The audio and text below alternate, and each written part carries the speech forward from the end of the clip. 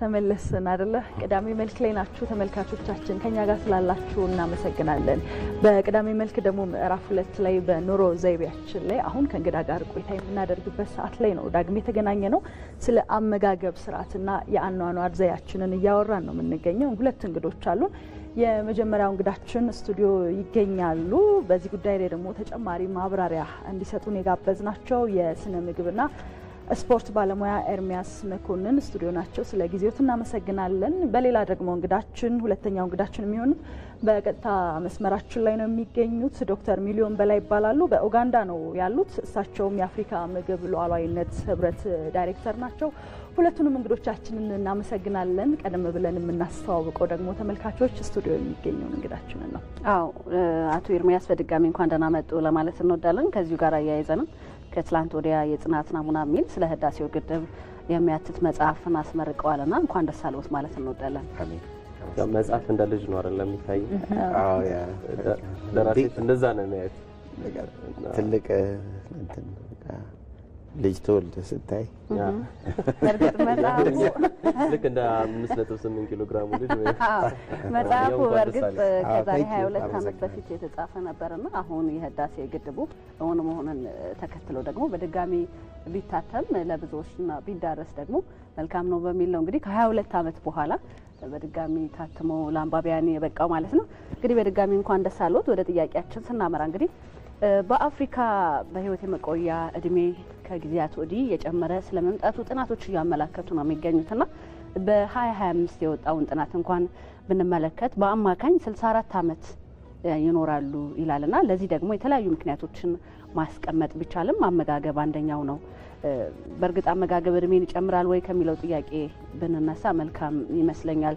ሰዎች የአመጋገብ ስርዓታቸውን ጠብቀው ቢመገቡ የእድሜ ዘመን ቆይታቸው ይራዘማል ማለት ይቻላል።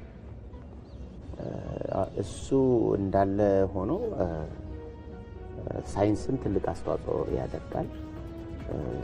ብዙ በሕክምናው ረገድ ስናይ ብዙ ቴክኖሎጂው በተለይ እንደዚህ አመታዊ ምርመራ ስናደርግ ነገሮችን ያሉብንን የሚያሰጉንን ነገሮች ሳይንሱ ይሄ ስኳር ከፍ እያለ ነው፣ ፕሬሸር ሊመጣ ነው ስለሚለን ያ ረጅም ጊዜ ለመኖር ትልቅ አስተዋጽኦ ያደርጋል። ምክንያቱም ያለውን ችግር መቅጨት ስለምንችል ማለት ነው።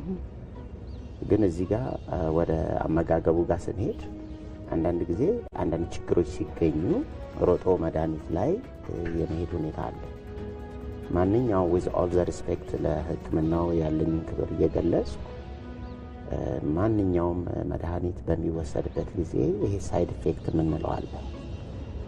ብዙ መድኃኒቶች they are not sharp shooter አይደሉም ማለት ስለዚህ አራታችን አንዳችን መወገድ አለባቸው ቢባል ተተኩሶ ያ የሚተኩሰው ሰውዬ አነጣጥሮ ተኳሽ ካልሆነ አራታችንም ሊጎዳን ይችላል።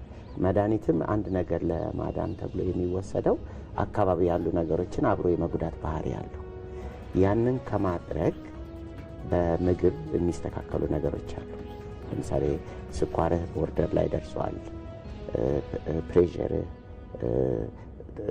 እያሻቀበ ነው በሚባልበት ጊዜ እነሱን ምግብን በማስተካከል በስፖርት ማስተካከል ይቻላል። ምግብና ስፖርት ብቻ ደግሞ ሰርተን ጤንነታችንን ማስተካከል እንችላለን ወይ? አንችልም። ምንድነው የሚጎለው ሲባል አሁን አንድ ሰው ምግቡን እንደፈለገ ተጠንቅቆ ቢመገብ ስፖርት በየቀኑ ላቡን ቢያንጠፈጥፍ ጤንነቱ ተስተካከለ ማለት አይደለም። የማይስተካከልበት ምክንያት ወይ በስራው ቦታ ወይ በቤቱ ሰላም ከሌለው የነሱ እጦት ጤንነትን ያቃውሳል። እነሱን ለማስተካከል ደግሞ ዮጋ የሚባል ነገር አለ። ዮጋ ጥቅሙ አንዱ ምንድነው? ኔጌቲቭ ኤነርጂን ይሄ መጥፎ አስተሳሰብን ከአእምሮ ማውጣት። ለምሳሌ አሁን አንድ ሰው ሲያናድድ ለረጅም ጊዜ ማብሰልሰል ምናምን ጉዳት አለው። እንዴት ነው መርዙን እሱ የሚጠጣው ይመስላል ቆይ ምናምን ስትል ግን ራስህን የምትጎዳ። ስለዚህ እነዚያ ነገሮችን ለማጥፋት ኔጌቲቭ ኤነርጂ ነው ማለት ፖዚቲቭ ኤነርጂ ደግሞ ጥሩ ነገርን ለማስገባት ዮጋ ስፔሻሊ የብሪዚንግ ሲስተም ያተነፋፈስ ስልቶች እነዚያን ነገሮች ያስወግዳሉ። እነሱን ጨምሮ ማወቅ ለጤና አስተዋጽኦ ያለው በርካታ ጉዳዮችን መልሰን ስለምናነሳ የቀሩ ሀሳቦችን ደግሞ እያጠቃለን እያካተትን እንሄዳለን። ተመልካቾች እንግዲህ አስቀድመው እሳቸውም ሲገልጹት እንደነበር ምናልባት አንዳንድ የአመጋገብ ስርዓታችን አብዛኞቻችን እኔ ተገቢነት አለው ብዬ አላስብም። ያው ያገኘነውን ነገር እንመገባለን፣ ባለን ነገር አስታርቀን ስንመገብ ብዙዎቻችን አንታይምና በዚህ ምክንያት ደግሞ ሁላችንም ጋር ስጋቶች ይመጣሉ። ምናልባት እንደ ስነ ምግብ ባለሙያ ምን እይታ አለዎት እዚህ ላይ?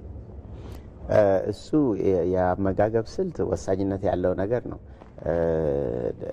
ዶክተር ያቀረባቸው አንዳንድ ጥሩ ነገሮች ለምሳሌ ፈርመንቴሽን ምንድነው? ፕሮባዮቲክስ የሚባሉ አሉ እኛ ልንሰራቸው የምንችለው። ለምሳሌ እርጎ እንዴት እንደምንሰራ ከእናቶቻችን የተማርነው ነገር አለ። እርጎ አንዳንዴ በባዶ ሆድ አንዳንዴ ከመተኛቱ በፊት እርጎ ሲወሰድ ያ ሞር ፕሮባዮቲክስ አለ። ፕሮባዮቲክስ ማለት ምንድነው? ሄልዚ ባክቴሪያ የሚባል አለ። አሁን መድኃኒት ስንወስድ ምን ስንል አንጀታችን ምናምን የሚጎዳዳው ነገር አለ። ቅድም ባልኳችሁ በሳይድ ኢፌክት እነሱን እንዴት ነው ይክሳል ማለት ነው። ፕሮባዮቲክስ አሰራርም አለው። አትክልቶችን ራሱ ወደ ፕሮባዮቲክ እንዴት መፍጠር ያ ለዳይጀሽን ለምግብ መፈጨት አስተዋጽኦ ያደርጋሉ ማለት ነው። በአመጋገብ ሂደቶች ጋር ስንመጣ you are what you eat ሰው ኑሮውን ይመስላል፣ ሰው አበላሉን ይመስላል የሚባልበት ምክንያት አሁን ቴክኖሎጂ ጥሩ ነው ስንል ሌላ ደግሞ መዘዝም ይዞ መጥቷል። አሁን ቅድም ዶክተርም ጠቅሶታል። ብዙ በሽታዎች ይመጡ ነው። ካንሰር በሽታ ለምሳሌ ኢትዮጵያ ውስጥ አይታወቅም ነበር። አሁን በጣም እየበዛ ነው። ምንድነው የሚያመጣው ሲባል የአመጋገብ ስልት ነው። ለምሳሌ ካቻፕ ብትወስድ በዚህ አጋጣሚ በጣም ማዝነው ቲማቲም አሁን ወደዚህ ወደ መቂ ምናምን በየመንገዱ ላይ ፈሶ እያለ እንደ ኤግዛክትሊ የካቻፑን እንትን ባታመጣው ተመሳሳውን መስራት እየተቻለ በፎሬን ከረንሲ ከውጭ እየመጣ እንኳን ከጥቅሙ ጉዳቱ የሚበልጥበት ሁኔታ አለ። ምክንያቱም ውስጡ የሚጨመሩት ፕሬዘርቫቲቮች ከተሰራ ጀምሮ እዚህ ኢትዮጵያ ውስጥ አፍሪካ ውስጥ እስከሚገባ የሚጓጓዘው ፖርት የሚቆየው ኤክስፓይሬሽን ዴት ውስጥ የምትጠቀሚበት ሼልፍ ላይፉ ምን ያህል ጊዜ ነው ምናምን እሱን ፈጣሪ ይወቀው እና የአመጋገብ ስልቶች ወሳኝነት አላቸው። ጂኤምኦ የሚባለው አሁን የጄኔቲካሊ ሞዲፋይድ ኦርጋኒዝም የሚባለው እዚህ ሀገር እንኳን እንቁላል ስትወስድ ያበሻ እንቁላል ነው የፈረንጅ እንቁላል የሚባለው ለውጥ አለው። ለምን የፈረንጅ እንቁላል የሚባለው እነዚያ ቺክኖቹ የሚመገቡት ምግብ አለ፣ ይወጉት አለ፣ ቶሎ ይደርሳሉ። ይሄን የናቹራል እንትኑን ጠብቀው የሚሄድ አይደለም። ያ ራሱን የሚያመጣው እንትን አለ። ከጤና አኳያ አመጋገብ ስልትን ስንል እንግዲህ አሁን አንዳንድ ጊዜ በዚህ በእናንተም ጋር ብዙ የማየው ነገር አለ። ኒውትሪሽኒስት ሲባል እና ሄልዝ ኮች ሲባል ቶታሊ ልዩነት አለ። ሄልዝ ኮች ስንል እኛ አሁን የሄድኩበት ትምህርት ቤት ኒውዮርክ ውስጥ IIN ኢንስቲትዩት ፎር ኢንተግሬትድ ኒውትሪሽን ማለት ነው። ብዙ ጠቃሚ ነገሮች ተጣምረው ይሄዱበት ማለት ነው። እኔ የደም አይነት አመጋገብ ለምሳሌ አይ ስትሮንግሊ ቢሊቭ አምናለሁ። በራሴ የራሴን ተሞክሮ ነው የምናገረው። ለራሴ የሰራው ነው እንጂ ለኔ የሰራው ለሌላ ሰው ይሰራል ማለት አይደለም። አሁን የደም አይነት አመጋገቤን በስነ ስርዓት ነው በተቻለኝ አቅም በሳምንት ውስጥ አንድ ቀን ሁለት ቀን እንደነ ወይ ግብዣ ስትጋበዝ ወይ ሶሻላይዝ ስታረግ ኢትስ ኦኬ ብለህ የምታረገው ይኖራል እንጂ ሌላውን በጣም ተጠንቅቄ ነው። ያን በማድረጌ ራሴ ጉንፋን ምንም አያመኝም በራሴ ሳይው ማለት ነው። ዛሬ 20 ምናምን ዓመት የማደርገውን ነገር አደርጋለሁ ኳስ በመጫወትም በምንም።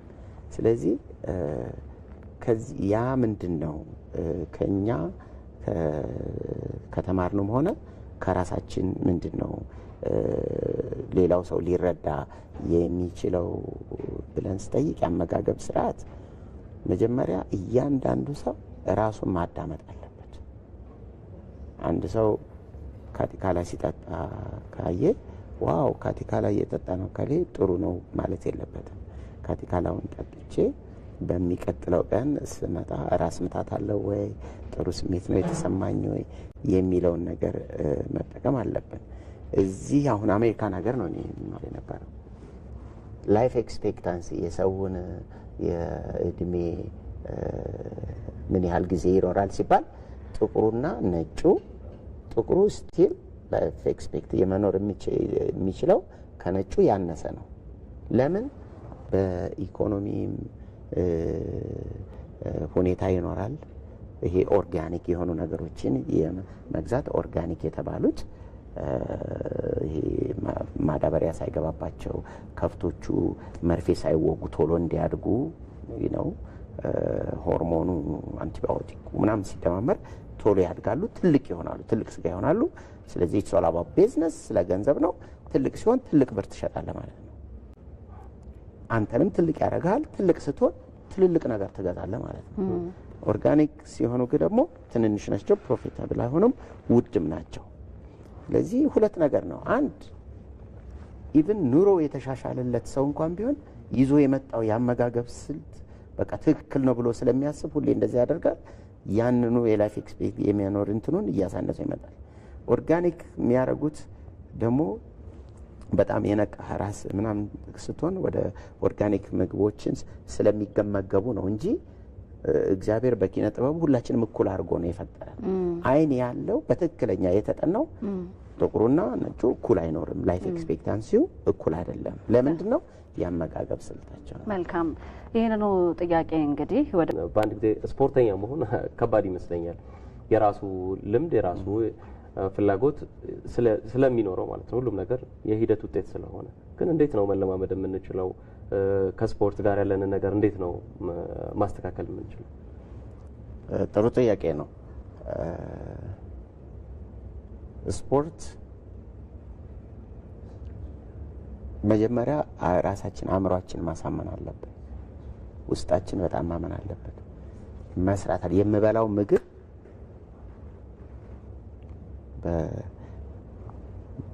በመታጠቢያ ቤት ሄደን የምናወጣው ብቻ መቃጠል ያለበት ነገር አለ።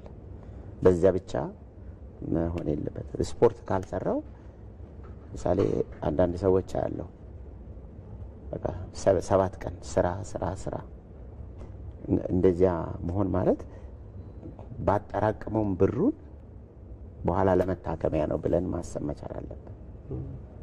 ስፖርት መሰራት አለበት፣ ምንም ጥያቄና መልስ የለውም። እሱን ካሳመንም በኋላ ስፖርት ከመሰራቱ በፊት ወደ ሕክምና ባለሙያዎች ጋር በመሄድ ጤንነትን ቼክ ማየት ያስፈልጋል። ውስጣችን ያለበት ምክንያቱም መሮጥ የሌለበት እና ወክ ማድረግ ብቻ ያለበት አለ። ትንሽ ሮጥ ብትል ስዌት ብታረግ የሚባል ነገር አለ። መቼ ነው የምንሰራው? ምን አይነት ነው የምንሰራው? ባለሙያዎች አሉ። ከባለሙያ ጋር መነጋገር ያለብናል። ምክንያቱም የሰውነታችን ማስላችን በጣም የተለያየ ተግባር ነው ያለው። ዛሬ ለእጃችን የምንሰራ ከሆነ ማደባለቅ አሁን ትራይሴፕ ባይሴፕ ምናምን የምንለው ባይሴፕ ትራይሴፕ የምንለው አለ። ዛሬ እዚህ ጋር ሰርተን እዚህ ብንሰራ እየሰራነው የምናበላሽበት ሁኔታ ነው ያለው እና ይሄንን አእምሮ ካሳመኑ በኋላ ዋናው ምንድነው ምግብ ጋራ ስፖርት ስናወራ ምግብን አብረን ማውራት አለብን። አንዳንድ ጊዜ በጣም ብዙ ካሎሪ ማቃጠል አለብኝ ብለህ ትሰራለህ፣ ብዙ ነገር ታቃጥላለህ። ያን ያቃጠልከውን የምትጠቀምበት ምግቦች እነማን ናቸው ብለህ አውቀህ ካልተጠቀምክ በቃ እየተዳከምክ ነው የምትመጣው። ለምሳሌ ስለዚህ ስፖርታዊ እንቅስቃሴ ግድ ነው። ከዛ በፊት ግን ባለሙያ ማማከር አንድ ነው። ምግቡም ወሳኝነት አለው። አሁን ለምሳሌ ሮጫ ላይ ስታይ ብዙ ጊዜ ይሮጣሉ፣ የሚያቋርጠው ነው የሚበዛው ሚቶ። ለምን? የደከመውን የሚተካበት ምግብ የለውም፣ አቅሙም የለውም፣ አለማወቁም አለ። ስለዚህ